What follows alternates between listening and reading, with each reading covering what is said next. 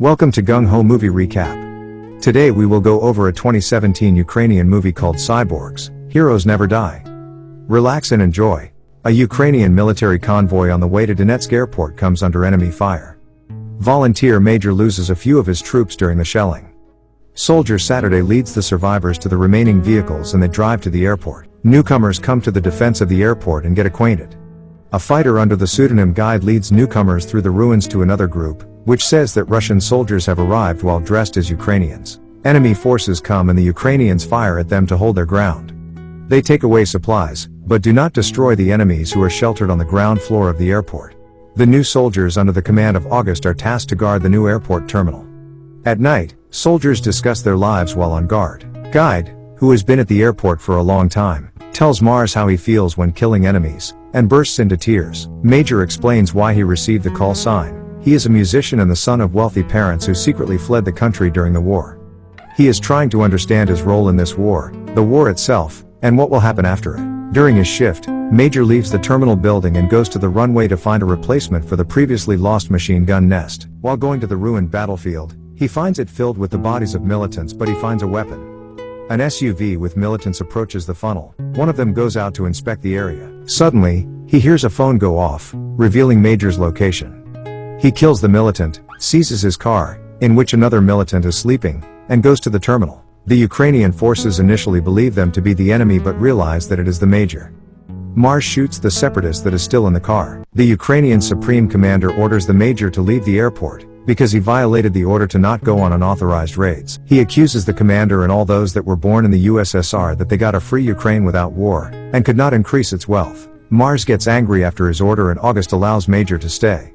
The fighters learn that there is a psychologist psych at the airport, who tells how to deal with stress, but his advice is received with irony. It later turns out that he is a doctor and knows how to provide first aid.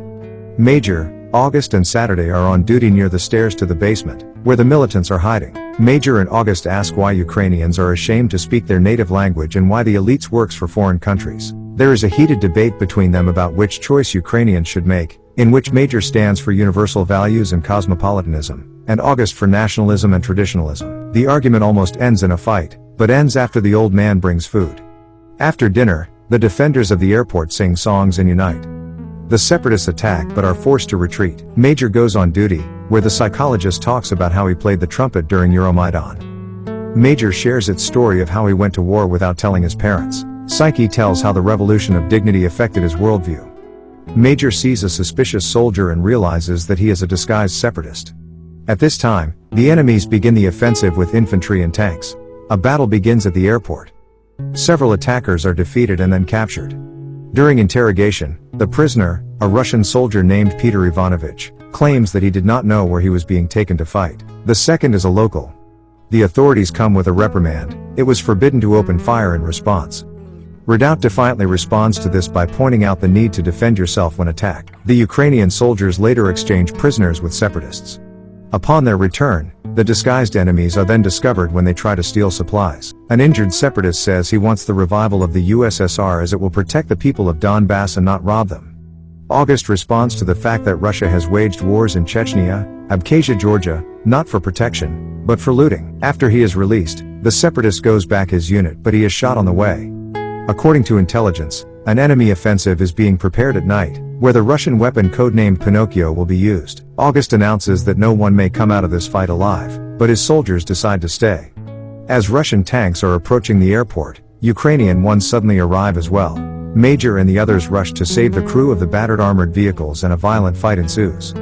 The assault fails and many Russian tanks and infantry are killed. Most of the defenders of the airport survive, but Saturday is seriously injured, and August shortly after the battle kills one remaining militant hiding in the ruins of the airport. Saturday urgently needs an operation. Under fire from the enemy, Major manages to deliver him and the body of August to headquarters. At this time, others are looking for the militant who killed August, but find the corpse. The militant has just died from a blood infection. After some time, the next group of fighters arrive to defend the airport. Major decides to remain with them. Subscribe for more videos and be sure to check out my books on Amazon.